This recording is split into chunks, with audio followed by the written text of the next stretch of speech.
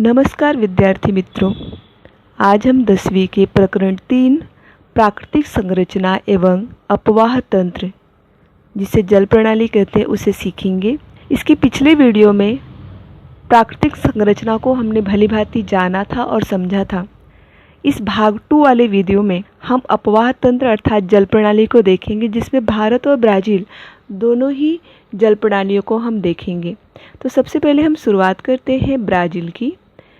Brazil के अपवाह तंत्र पर विचार करते समय ध्यान में आता है कि ब्राज़ील देश 3 प्रमुख नदियों का मैदान ब्राज़ील देश से बना है। वहाँ की 3 प्रमुख नदियाँ हैं, जिसमें ब्राज़ील अपवाह तंत्र में अमेजन का अपवाह तंत्र है, दक्षिण पश्चिम की पेराग्वे पराना अपवाह तंत्र, साओ फ्रांसिस्को तटीय प्रदेश की नदियाँ। सबसे महत्वपूर्ण नदी है ब्राज़ील देश की अमेजन नदी। तो हम सबसे प्रथम ब्राज़ील का अपवाह तंत्र देखते हैं। ब्राज़ील का अपवाह तंत्र, अमेजन नदी का उद्गम पेरू देश के एंडीज पर्वत श्रृंखला की पूर्वी ढाल से होता है। यहाँ पे अमेजन नदी का स्थान दिखाई दे रहा है।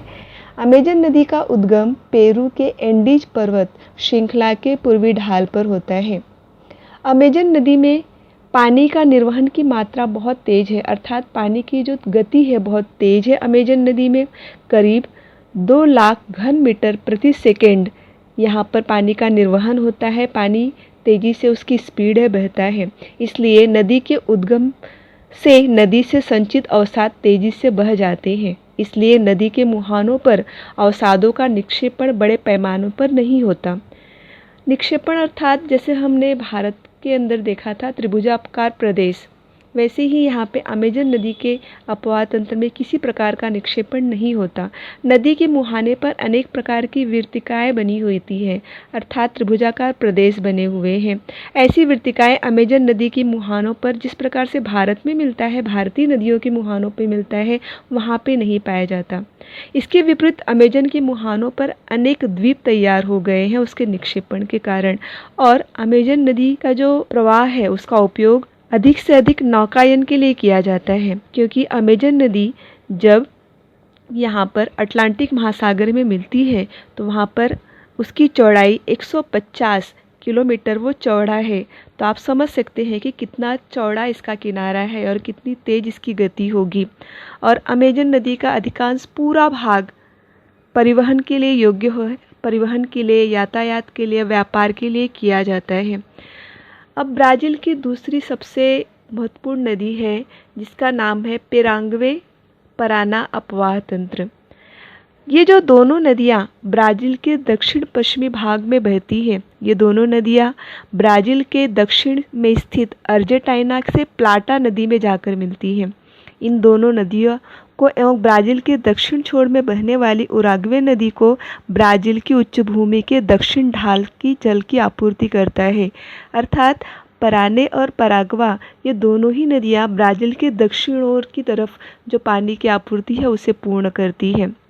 तीसरी ब्राज़ील की महत्वपूर्ण नदी है, तीसरी नदी है साओ फ्रांसिस्को नदी। साओ फ्रांसिस्को नदी ये पूर्व की तरफ आप देख रहे हो इस मानचित्र के अंदर, यह ब्राज़ील की तीसरी महत्वपूर्ण नदी है। इस नदी का संपूर्ण जल ग्रहण ब्राज़ील की सीमा के अंतर्गत होता है। इसके पहले जो हमने दोनों नदियों को देखा, अमेजन नदी और पेराग्वे नदी, इनका जल प्रवाह ब्राज़ील के अंदर भी होता है और बाहर भी हो जाता है, परंतु ये जो साओ फ्रांसिस्को नदी है इसका संपूर्ण जल ग्रहण ब्राज़ील के अंदर ही होता है।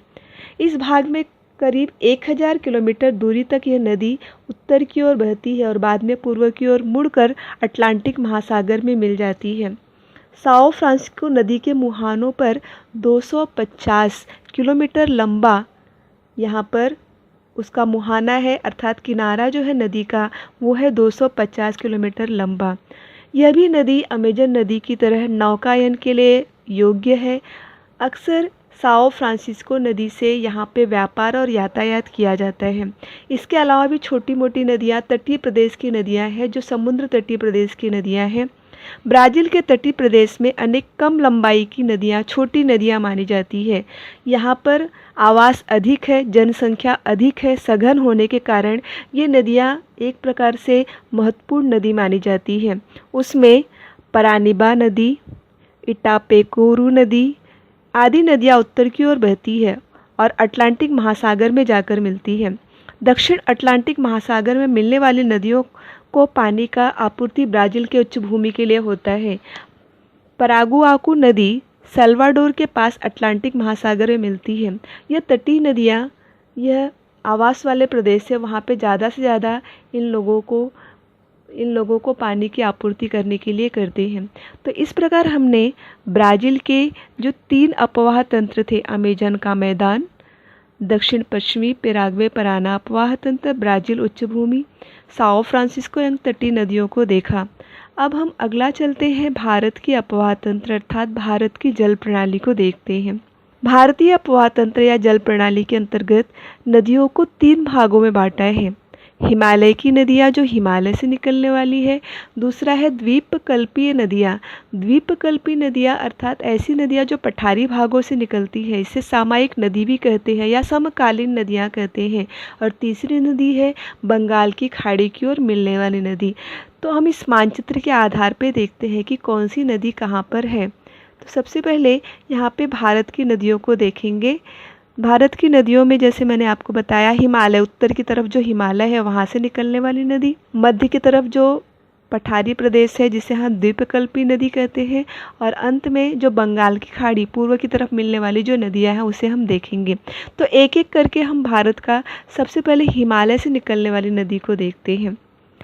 हिमालय से निकलने वाली जो नदियाँ हैं भारत की महत्वपूर्ण नदियाँ मानी जाती हैं। हिमालय से अधिकांश जो नदियाँ निकलती है हिम नदियों से प्रारंभ होती है। यहाँ पे हिमालय से निकलने वाली मुख्य रूप से गंगा एवं सिंधु की सहायक नदियाँ मानी जाती हैं।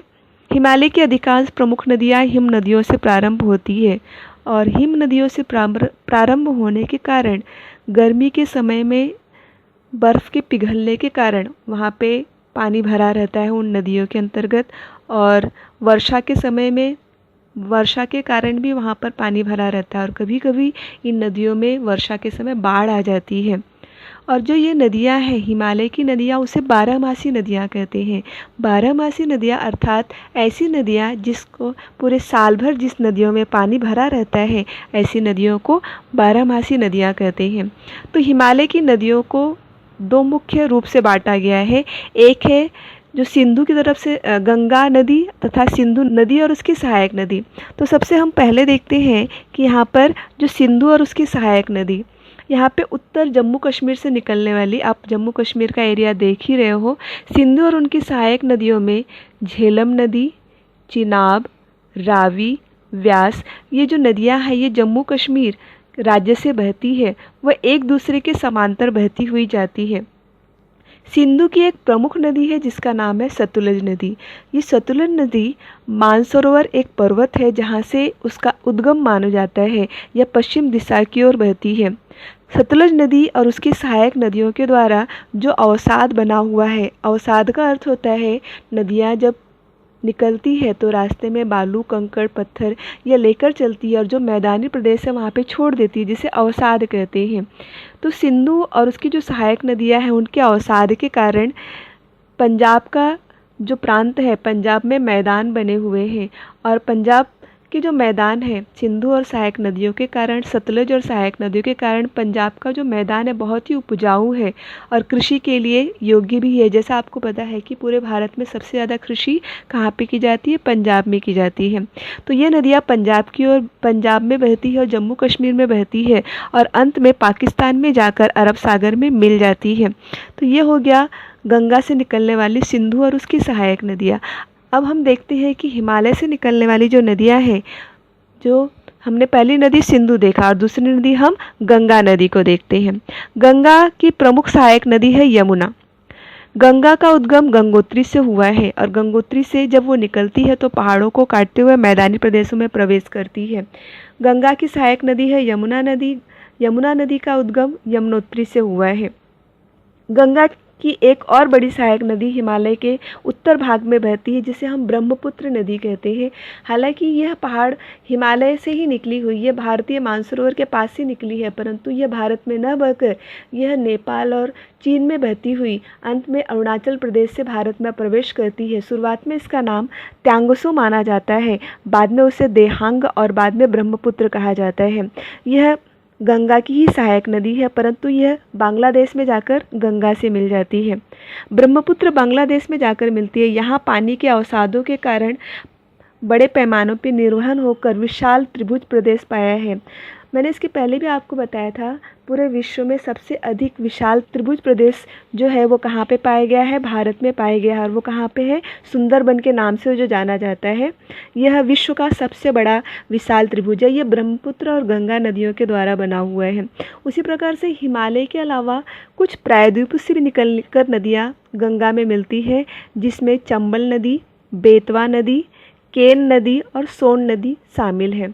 तो अगली जो हम प्रणाली को देखेंगे, द्वीपकल्पीय नदियाँ। द्वीपकल्पीय नदियाँ अर्थात जो हम कह सकते हैं कि ऐसी नदियाँ जो सामयिक होती हैं, कुछ समय के लिए होती है, और ये नदियाँ पठारी प्रदेश से निकलती हैं। प्रायद्वीपीय नदियों का पश्चिम पूर्व से बहने वाली नदियों को विभाजन करता है। प्रायद्वीपीय के पश्चिम भाग में पश्चिमी घाट एक महत्वपूर्ण जल विभाजक है। प्रायद्वीपीय नदियों का निर्वहन वर्षा पर निर्भर करता है, अर्थात इन नदियों में जब वर्षा काल आता है तो यहाँ पर पानी रहता है। जैसी वर्षा की समाप्ति हो जाती है यह नदियाँ सूखी पड़ जाती है, इसीलिए उन्हें द्वीपकल्पीय नदियाँ कहते हैं या सामयिक नदियाँ कहते हैं। और कभी कभी वर्षा काल में इन नदियों की घाटियों में बहुत बड़े बाढ़ भी आ जाते हैं। इन नदियों का नाम मौसमी नदियाँ कहते हैं। यह नदियाँ पश्चिमी घाट अर्थात अरब सागर से लगा हुआ जो भाग है उसे हम पश्चिमी घाट कहते हैं। इसमें अरब सागर के बीच बहने वाली जो नदियां हैं उनकी लंबाई कम है और गति तीव्र है, जिसके कारण इनके किनारों पर किसी प्रकार के त्रिभुजाकार की निर्मित नहीं हुई है। केरल, कर्नाटक, महाराष्ट्र एवं दक्षिण गुजरात के तटीय भागों में यह समानता पाई जाती है। उत्तर गुजरात की खंबात की खाड़ी में मिलने वाली जो नदियाँ हैं, जिसमें गुजरात आप देख रहे हो, यहाँ पे गुजरात का जो एरिया है इसमें तापी नदी, नर्मदा नदी और माही नदी, ये नदियाँ यह खंभात की खाड़ी में मिलती है। तापी और नर्मदा भ्रंश घाटी से बहती हुई पश्चिम की दिशा की ओर बहती है, जहाँ पे साबरमती उत्तर दक्षिण की दिशा की ओर बहती है। साथ ही अरब सागर की ढाल में मिलने वाली और जो नदियाँ हैं वह भी उसी में शामिल है, जिसमें लूनी नदी शामिल है। अरब सागर की कक्ष की खाड़ी में आकर ये सारी नदियाँ मिलती हैं। अब हम अगला चलते हैं, बंगाल की खाड़ी में मिलने वाली नदियाँ, अर्थात हमारे पूर्वी घाट की तरफ मिलने वाली नदियाँ। प्रायद्वीपीय के अधिकांश भाग बंगाल की खाड़ी के जलोत्सर्जन के कारण बना हुआ है, जिसमें गंगा सबसे बड़ी नदी है जो बंगाल की खाड़ी में मिलती है। उसके अलावा महानदी, गोदावरी, कृष्णा व कावेरी इन नदियों का भी प्रमुख समावेश इसके अंदर होता है। जिस प्रकार से भारत की सबसे बड़ी नदी गंगा मानी जाती है और पठारी भाग की, प्रायद्वीपीय भाग की दूसरी सबसे महत्वपूर्ण नदी गोदावरी नदी मानी जाती है। गोदावरी, कृष्णा व कावेरी इन तीनों नदियों का उद्गम पश्चिमी घाट के पूर्वी ढलान पर होता है। गोदावरी का जलग्रहण क्षेत्र भारत में दूसरे क्रमांक पर आता है। पहले क्रमांक पे गंगा नदी का आता है जलग्रहण क्षेत्र, अर्थात गंगा नदी भारत में अधिक बहती है, उसका जो एरिया है बहता है। दूसरी नदी है हमारी गोदावरी नदी। कृष्णा नदी का मैदान गोदावरी के दक्षिण में है। भीमा एवं तुंगभद्रा कृष्णा नदी की प्रमुख सहायक नदियाँ मानी जाती है। कावेरी नदी कर्नाटक और तमिलनाडु राज्यों में बहती है। यह नदी बहुत पहले ही सिंचाई के लिए उपयोग में लाई जाती है। कर्नाटक और तमिलनाडु में कावेरी जो नदी है, पूरा जो नदी से इन नदियों का सिंचाई, इस प्रकार से भारत में नदियों का एक जाल बिछा हुआ है जो हमने भारतीय नदियों के बारे में देखा। तो मुझे आशा है कि आपको यह जो पाठ है प्राकृतिक संरचना और अपवाह तंत्र अच्छे से समझ में आया होगा।